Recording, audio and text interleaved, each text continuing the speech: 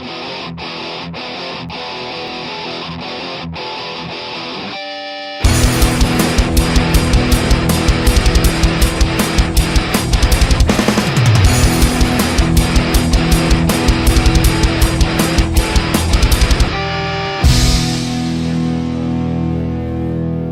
y'all, it's Heel Heat time.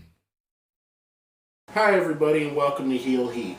My name is George Coles and this is a Raw recap. Let's jump right into it with the negatives of the night. The one thing that I really wanted to put on this list was the Lucha Dragons versus Los Matadors. I get that you're trying to build a tag team division.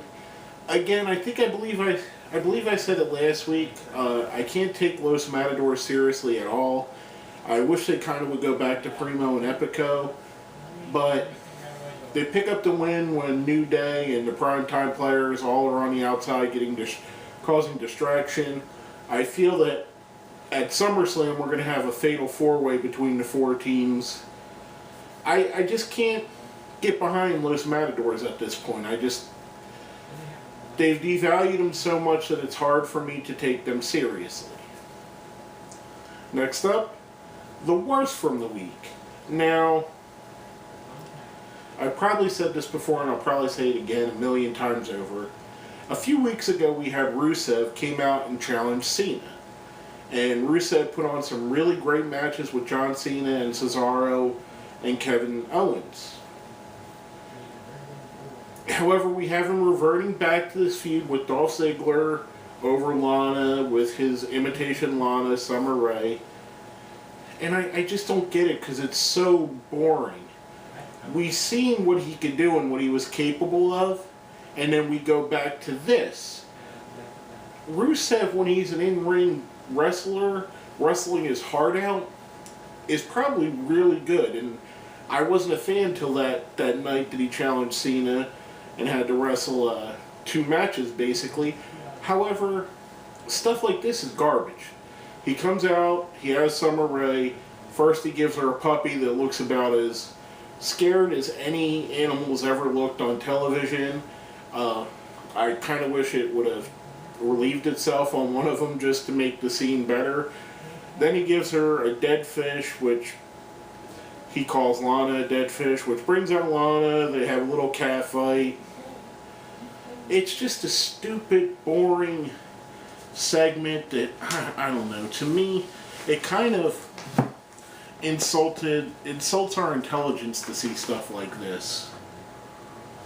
Now, coming from that, we're going to go into our question of the week. The question of the week last week was, what is your favorite piece of wrestling swag that you have? Swag, if you don't know, is like merchandise, not like swag like, Anyway, I digress. Some answers from our friends before we get into mine. First is from our friend Christian. The SmackDown 2 Know Your Role for PSX. I played it since I was a kid and that game made me a wrestling fan. Pretty good game, really awesome actually. Next is from my cousin John. What makes the past weeks Raw great? I watched it with my dad for the first time since I was little. Talking about swag, I own a Balor shirt that I have only wore once and a t-shirt signed by Sami Zayn and Charlotte, still wrapped around the cardboard the shirt came with. The memories those came with are priceless. That actually came from a show that me and John went to together, NXT show that was here in my local town. It was a great night. It was awesome. I got to meet Larry Zbyszko that night. Drake Younger, who's a referee in NXT right now, but former CZW star. Got to meet Charlotte, got to meet Sami Zayn. Great night altogether. Next is from our friend Steve Tatnani. My favorite piece of wrestling swag has to be an autographed t-shirt from The Undertaker and Paul Bearer. I got this autograph at a car dealership in which they were appearing in 1993. Wow, I've understood and I've heard that Undertaker is notoriously difficult to get an autograph because basically he stays in character. That's pretty cool you got it that early on in his career, and it's really even cooler that you got Paul Bearer on the same thing. Awesome. I would keep that forever if I were you, which you probably are, seeing as you've had it for the better part of 25 years now. Next up's from our friend Joseph Hatcher. My favorite piece of wrestling swag has to be between my wrestling figures collection and a championship belt I take to amateur wrestling events and get autographed by major stars and amateur wrestlers. So far I have 4 major stars who autographed it: Matt Hardy, Hacksaw Jim Duggan, Eugene, and Chase Stevens from TNA. I could have got Robbie E to sign it, but he said he would only autograph stuff you bought from him. That's kind of a crappy premise. I hate people that do that. Sometimes you want them to autograph something that's personal to you, like this belt is, obviously. It's just not a way to keep your fans. Next is from our friend Mike Kirwan. My favorite piece of WWE swag is my toy SmackDown Tag Team Championships. I got them when I was 6, the age I became a wrestling fan.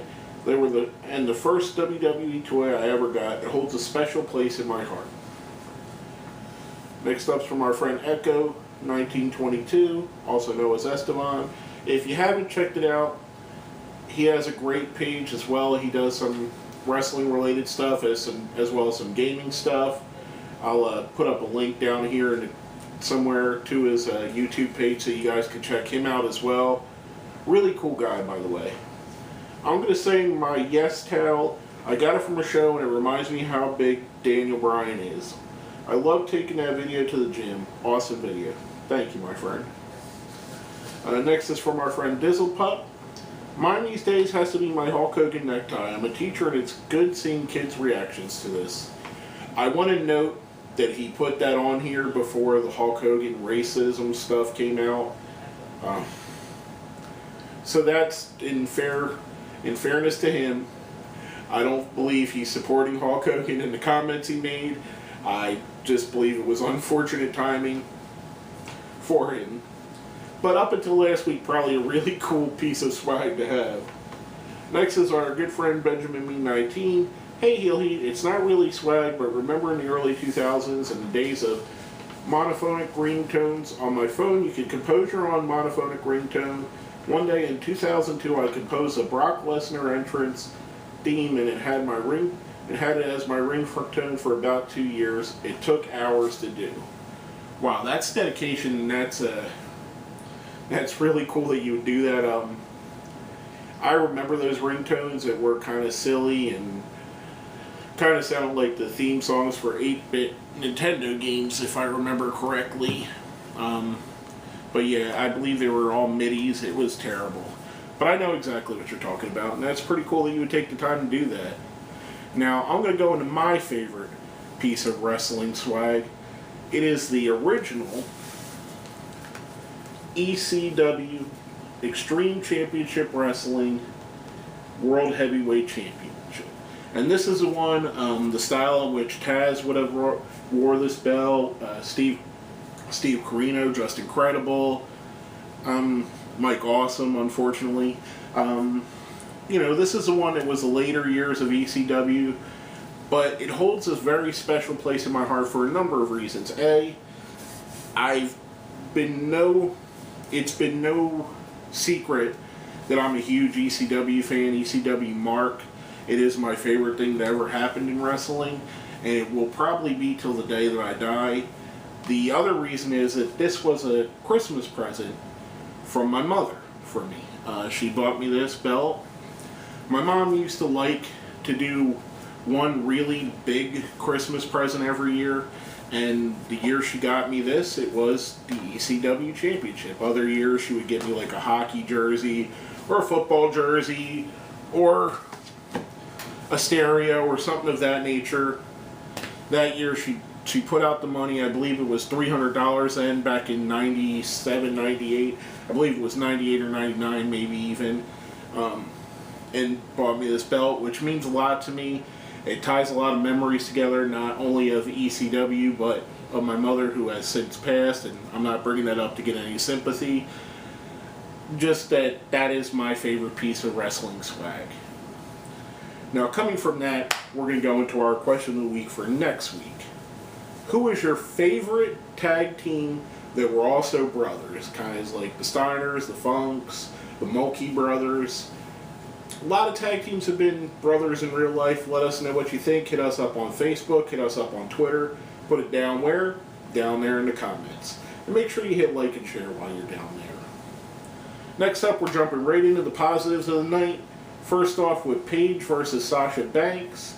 Sasha picks up the win in a very good match. I like that they're not only giving lip service to giving the Diva Revolution a chance, but they're actually going forward and actually seeming to be giving chances. I hope they keep it up. I hope the ratings work in a way that they'll continue to try this and give us something different. I thoroughly enjoy theirs. This is proof positive. You don't have to be beautiful or a good wrestler. You could be both. Both of these women are beautiful, and both of them are great wrestlers. Sasha picks up the win, putting over her strong. I really enjoyed this match. Next up, we have another of the Diva Revolution. Charlotte and Becky Lynch versus Alicia Fox and Nikki Bella. Comes out later that Alicia wrestled most of the match with a concussion, which is pretty impressive because I couldn't tell. This was another good match, another good use of the Divas. I like the fact that we're seeing more than one Divas match on a show, and let's get away from the term Divas at WWE. Can't we just call it women's wrestling or just wrestling? I mean, come on. Divas has to go. It's such a negative connotation to it. But anyway, I digress. Back to the match itself, Charlotte and Becky Lynch pick up the win. Another prime example of the two newer talents showing off and showcasing what they could do. This is a great way, if they really want to do and they're really all in on wanting to jumpstart the women's division, another great way to do it.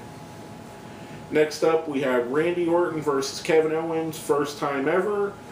This was a really good match. It probably would have made match of the night if it wasn't for the end where we see Sheamus interfere and then Cesaro come down, thus keeping the Orton and Sheamus feud going and the Owens and Cesaro feud going. I wish this would have came to a definite outcome.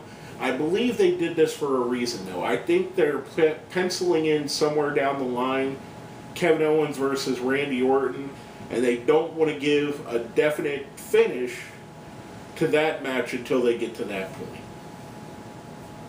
Now, coming from that, we're going to go into our promo of the week. I rather enjoyed the Bray Wyatt Luke Harper promo. It harkened back to the days that Bray Wyatt was really making a splash in the WWE.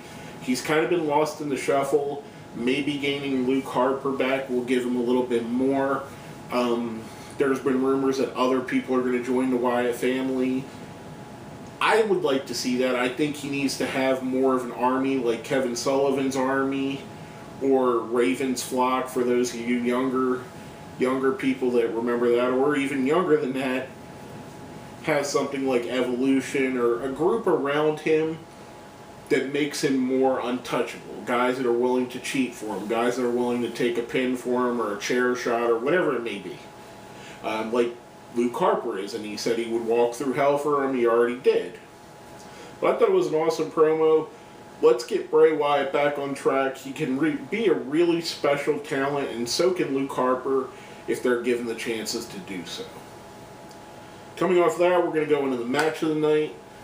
John Cena versus Seth Rollins. This was a fantastic match, and John Cena is having arguably his best in-ring year since he's been in WWE. He's put on fantastic matches with everybody from Cesaro, Rusev, Kevin Owens, Seth Rollins, Neville. I mean, all the way up and down the card, he's been putting on great matches all year. Kudos to him. He gets a lot of flack, some of it deserved, a lot of it not. This was a great match itself. It was marked by the fact that in the match, Rollins kneed Cena in the nose and gave him a pretty nasty looking broken nose where by the end of the night, he looked like Owen Wilson. His nose kind of did an S and was all bent out of shape and bleeding all over the place. However, he soldiered on, put on a great match. I thought this was excellent. I think this is kind of the old guard versus new guard kind of feel to it. We got to see Cena do what Cena does, become Super Cena, which I know everybody hates, and even me at times I dislike Super Cena. However, it worked in this when you got the cowardly heel that he's playing against. I thought it was great. I think it's going to be a good foreshadowing of where they want to go. Possibly SummerSlam with Cena versus Rollins. I just hope Cena doesn't win the World Championship. Personally, I don't want to see him tie Ric Flair. Nothing against John Cena. I don't want to see anybody tie Ric Flair. I don't want to see anybody beat Ric Flair's record, which is 16 championships. Cena's at 15. So let's just let Flair have that. He deserves it. I don't think anybody else should ever come near that or even get within range of it. This should be as close as it comes. I mean, I don't think Orton should get it. I don't think even a guy I love like Kevin Owens should get it. Ric Flair deserves that for everything he's done for professional wrestling. Just my opinion. But coming off of that, we're going to go into the ratings for the week. Now, if you've seen the show, or even if you don't, we have a 1 to 5 scale. 1 being the worst, 5 being the best. 1 is the Los Matadors, 2 is a Heath Slater, 3 is an R-Truth, 4 is a Randy Orton, and 5 is a Brock Lesnar. I'm going to give the show a 4, a Randy Orton. Very solid show, very little to dislike. Probably would have been a 5 if it wasn't for the Rusev Summer Rae thing. That just kind of left a bad taste in my mouth for most of the night. But, you know, all in all, a pretty good, entertaining show. And basically, that's all I have to say on that topic. My name is George Coles, and this has been another episode of Raw Recap.